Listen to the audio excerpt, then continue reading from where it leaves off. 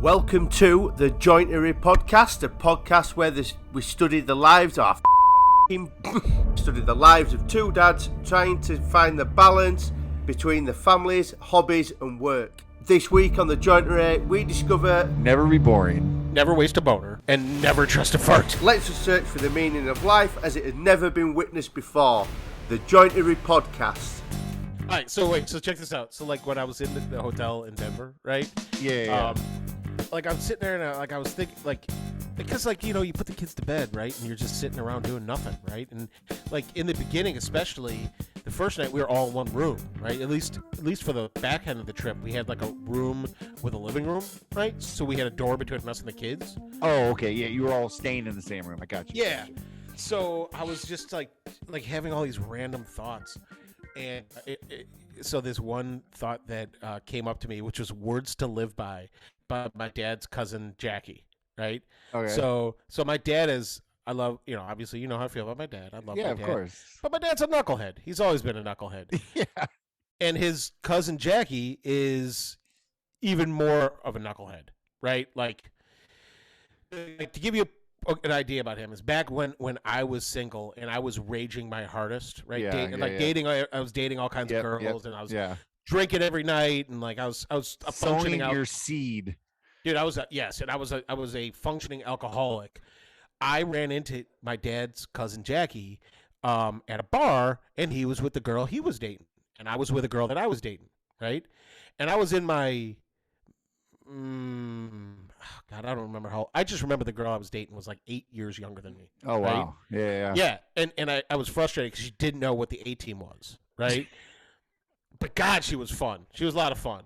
But like, so I'm at the bar with the girl I'm seeing, right? And I look over, there's my cousin, my dad. I don't know what you call your dad's cousin. Is that your cousin too? Your second cousin? No, second cousin. Isn't it second? Your dad's cousin is your dad's cousin. Like to me, I have no idea. I don't know, because like to me, they're uncles or something, But yeah, uncle once removed, maybe. I don't know. Well, anyways, we're just gonna call him Uncle Jackie. And I love hanging out with him and my dad because, like, it's two old timers, and they together when they're together, they're just completely insane. It's like you with one of your friends, like of course. or like us, but like without any idea. Like if we had never Googled what political correctness was, Yes. Us in the 70s. So yeah, exactly. And like, so there's very little that he tells me that I could actually repeat. But Yep. But yeah. So, but I was gonna say though, but to give you an idea of the kind of guy he is. So I'm at the bar and I look over. He's at the bar with a girl, and the girl that he was with, and he's my dad's age. Yeah. The girl that he was with was younger than the girl that I was with, and the girl that I was with was like 8 years younger than me. And I was like, how old? He was how much older than you? Dude, at the time he was in his mid 60s. Or like, so God. like. Yeah, so he's like 65, let's say, and he was dating a girl that was like 22. Oh my God, go cousin Jackie. There you go. He is like, dude. I went and visited cousin Jackie one time. He has a sailboat, a really, really nice sailboat, and so I go visit him at the harbor, and he's got his two sons on the boat, and at the time they were probably like 11 and 13, maybe. Yeah. And there's his like 20-something-year-old girlfriend in a thong bikini on the boat. And I'm like, hey, cousin Jackie, like, what's her name? Like your friend over there's in a thong bikini. And he was like, yeah. He's like, boys need to know. This is how it goes. This is how you live. I'm like, you are the fucking man. He's awesome. So, but I'm laying in bed in this hotel room and I'm like sitting there thinking about random thoughts and a saying he said to me probably 15 years ago, maybe longer. Yeah. Just popped in my head, and he goes, Luke, there's. I'm your father. No. He's like, did I tell you the three rules to live by? And I was like, no. What are the three rules? And he goes, never waste a boner, never be boring, and never trust a fart. What? That's why I thought of it. Is because I thought I was gonna shit myself, and I was like, man, you just can't trust farts. I'm like, one of the three rules to live by. I'm like that. I think that's how I fell down that rabbit hole. Never waste a boner. Yeah, What never was the waste a second one? boner. Never be boring. Never waste a boner. And And never trust a fart. never trust a fart. Rules to live by. Dude, and I realize that like once you get close to 50, like that's something you gotta really take into consideration is that Yeah. your farts become real untrustworthy. They I do, think they do. somewhere in your 40s they become real untrustworthy. Like Yeah. you might be feeling real confident and let one rip, and you're like, oh no, that was not all. That was more than just air. It's like, excuse me, my plans have canceled for the next hour. Uncle Jackie's words to live by, dude. Yeah. I swear to God, man. That was in my notes, right underneath penis, hand, and the gummies. His hand in the gummies. They're opening Coachella next year, I heard. Yeah, penis, hand, and the gummies. Yeah. Oh, and the other note Best that band name ever. Yeah, penis, hand, and gummies. Like, that's fucking brilliant, dude. Oh, you know what? band name ever. That's what we need. Is we need joinery shirts that say penis, hand, and the gummies. Along with Uncle Jackie's list of fucking words to live by. Yeah, and the other note, the only other note I didn't bring up in the last one was my kids in breakfast meats, right? Like the whole time we were in Denver, Yeah. like they got exposed to breakfast buffets everywhere we went, right? Yeah. So there was a really nice one in Beaver Creek, and there was a decent one in Denver. Were And were they fighting over bacon or something, or what's going on? No, but like, dude, like, so you know how it is. Like, there's a parent. Like, the general strategy is one parent goes first, the other parent brings up the rear, right? Yes, of course. So this time it was my daughter and Jackie, Ellie, Bubs, and me, right? Yeah. But I had walked up after Bubs had already gotten started, and like he had picked up like is about as much bacon as you could pick up with tongs. Yeah. And he had it already on his plate, and he looked at me and he was like, "Hey, Dad, you're gonna need to take some of this bacon off my plate." I was like, you took too much, Bubs? He goes, "Yeah," and he goes, I gotta give it up to him. He was like, "I thought it was a bad idea to put it back," and I was like, "I'm like, good job, Bubs." Yeah. So I Did you tell him that you'll just split it with them? Because that's what I assumed happened. dude, I told you I was on butthole protocol the whole weekend. Like, was so nervous about pooping my pants on a road trip that I was like, I can have like a slice of bacon. Like, I can't have too much. Yeah, because like Jackie was like, oh, she's like, why don't you, she suggested I go get Korean fried chicken, and I was like, yeah. And I love that stuff, and I was like, but if I get it spicy. And I'm on the airplane. We already know how that goes. That much fried chicken and that spicy. If I was caught on the airplane and I had an unplanned, stop, it would have been bad. Yeah. Yeah. So I get back to the table, and Ellie has 5 breakfast sausages on her plate, and she ate them all. I was like, God damn, dude. Which reminded me of when she was like 2 years old, and for some reason Jackie wanted to make rack of lamb. Yeah. But it was like she got it from like Costco, so it was like 3 racks of lamb. And when she was like 2, she ate like 2 racks of lamb by herself. Jeez, dude. And they were like, and they were medium rare, so like blood was dripping down her face, and like, dude, yeah. Frankie eats that way sometimes too, man. He just destroys things that we don't expect him to eat. Yeah. That's so funny, man. So, was there anything else? Any other? I mean, did they try any other? Like, they ham? Do they try any other breakfast meats, or is it just strictly bacon and sausage? That's all they really saw. But my kids are pretty. I mean, my kids are very adventurous eaters. Like, yeah. I mean, I've seen, like Ellie and Bubs eat food that adults don't eat. No, they eat better than I do. I'm the worst. They would crush me at a buffet. I told you when Ellie slept over at my brother-in-law's house for the first time, and he said, "Ellie, what's your favorite food?" And she said, "Lobster." Oh, jeez. He's like, "I'm not getting you lobster, kid. Like, I thought you were gonna say pizza. Like, chicken nuggets." I already had the pizza, my order already put in on the DoorDash thing, like the Grubhub. Like, I was just waiting to know if you wanted something besides cheese. Cheese or pepperoni. Yeah, and she's like, "Lobster." Oh, Jesus, dude. Yeah, the whole trip was great. it's exhausting. It's gonna take me days to decompress because, like, Oh, I'm dude, sure. I gotta make stuff for Trevor. I gotta make stuff because so one of the things I got involved with was Mark Daner's Yeah, um, the blanks. the Makers Make It Move. You Yeah, know, yeah. and it's a really interesting idea. So yeah, so I got to make stuff for Ray. I got to make stuff for Trevor. I got to finish the TIE Fighter table. I got to get the mallets the one that I sold, and I gotta finish that batch of mallets, and I gotta have a whole laundry list of stuff, dude. And it's like I gotta help my buddy finish Fish tank. his fish tank thing. It's like so much. So it's like yeah, there's the I gotta make blanks for that guy Nick Birchtold. He's gonna make me a mallet if I make the blanks. Yeah, that would be bitching. That guy fucking makes beautiful Well, shit. he won the mallet competition. Yeah. He's making a mallet handle now that was it's like it looks like a dragon's tail. I still like to think I won, but you did. He got the prize. But, dude.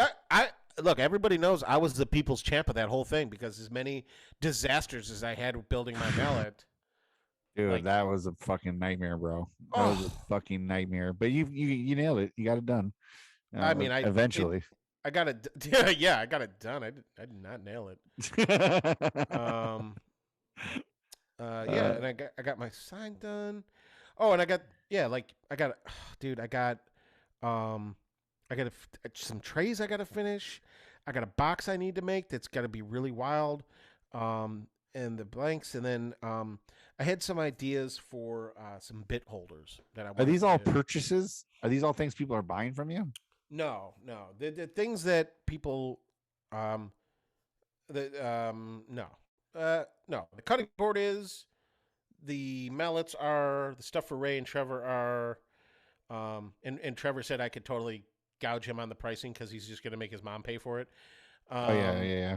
Yeah, which is nice. I hope she listens to this podcast. I got to make a box for my friend who helped me get my CNC, which is now basically a year overdue. But fun fact, I'm like a month and a half away from my CNC anniversary. So yeah, and you don't even know what CNC means, so that's awesome. Cock and cock. Cock and cock. Too many. It's double cock. I don't know what it means, bro. I just know how to use it. I know how that thing works. But no, I just been missing the shop, man. Last week I had a lot of time in there, but it was building stuff for my friend, and it wasn't working on my stuff. And then, and then while we were in Denver, I had something else I wanted to talk to you about. Do you have any reservations or hesitations or any weirdness about posting products? Yes. I was watching my stories yesterday and I was like, it was like product. I felt like I just do nothing but tag other people's, and I'm a professional again. 15 minutes to go pick up Frankie. But not to like mention names or anything, but I was listening to a podcast and the guy who I was listening to, he basically was like, look, I used to follow and, support certain people, right? And makers and whatnot. And I used to really like looking at their shit. But then all of a sudden they started working with products and working with, companies, and they started just tagging the company all the time.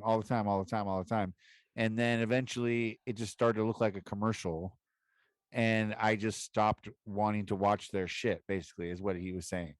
And it made me think like, well, fuck, man, like I don't want to turn people off by posting too much and tagging these companies too much. But at the same time, I want to feel like these companies, I want them to realize and understand how much I appreciate the stuff the products they've given me and whatnot. So where's the fine line? How do you, what do you do to not turn people off, basically? I think the way I handle it is I like the way I handle it, which is when companies are like, hey, we want to give you a pair of like when Brunt reached out to me and was like, "Yo, we really like your account." I'm like, "Of course, my account is this shit." And they're like, "We want to send you a pair of shoes. Can you?" And all they said is like, "Hey, do you mind sharing you unboxing it?" And I responded to the guy. I said, "Honestly, like with me, if you want to send me the shoes, I'm gonna take them, and I'm gonna do some kind of post on it. But to be real with you, it's gonna be whatever the hell I want to it, right?" And I said it's gonna be some, and that's the one where I did the whole video of the kids dropping stuff on my feet. Yeah, right? exactly. Yep. Which, like, if you follow me, most of the people who follow me think it's funny that my kids doing stuff, and like I really didn't do a great job of showing off the shoes. I just kept dropping stuff nonstop. And look, they didn't end up sharing the post on their page, which I'm fine with. But like, look, I mean, they were really nice shoes, and they were generous to giving me. I did an edited reel, which I would have probably charged $500 for. The shoes were $100-something. I'm like, I feel it's a fair trade. Do you ever have? I mean, have you ever ran into any accounts that you used to follow that you all of a sudden were like, "Geez, man, this has just become more of a commercial or less? Where's the content? Like, where's what I signed up for? You know what I mean?" There are a couple. I'm not going to mention any names, right? Yeah. I'm not looking for names. They're just but there experiences. There are a couple, because I've been cutting down my Instagram followers. I think I'm at following only 1,300 people right now, because I like following people either that engage with me, right? People that have generally their work is just really impressive to me. Okay. Yeah. Yep. And people who show their personality. If I look at your Instagram page and it looks like an Etsy page where it's just product after product after product, right? Yeah. I'm not gonna follow you. I mean, like it's even if you engage with me, I'm gonna have a hard time following you, because it's like, look, you make amazing stuff. Look, congratulations, you have 400 cutting boards that you posted on your profile, and every one of them is incredible. That's a serious accomplishment. But like, it doesn't interest me at all. Yeah, because you're looking for the personality. You're looking to follow the person, not necessarily their products. So that's what you're looking for. And the best part about Instagram, right, is the best part about Facebook. And I don't ever look on Facebook, right? But the best part is the community, right? And that's what TikTok doesn't have. TikTok doesn't have the same kind of a community aspect to it, right? Yeah, exactly. Okay. Reddit for sure is not like that. Okay.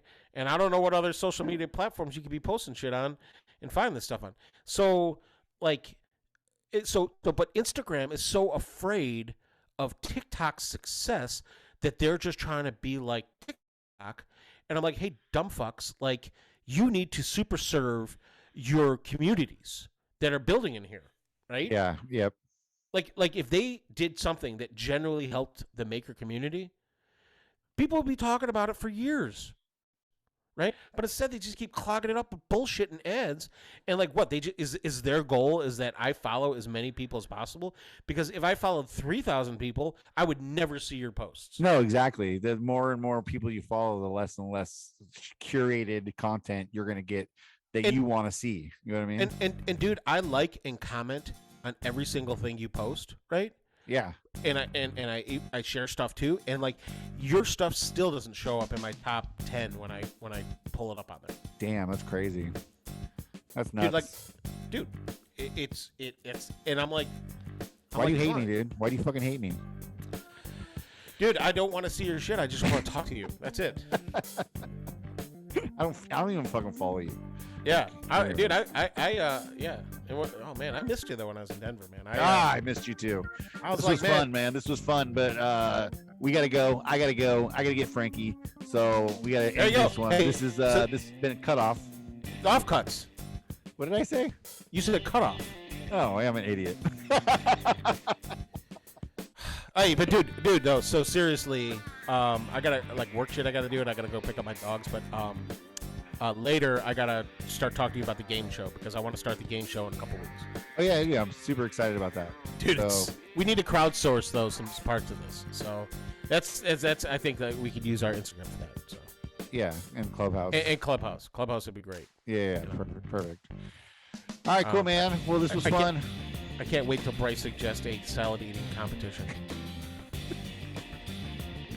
Thanks for letting us get a little real on this offcut, dude, because I know we usually just joke around and have fun, but I wanted to ask a serious topic question. Yeah, no, I appreciate it. And Bryce, if you're listening to this, man, thank you for letting us have fun at your expense all the time. Yeah. He loves it. He loves it. I know you do. All right, guys. All right. We'll catch you later. Bye. Bye! Balls, balls, balls!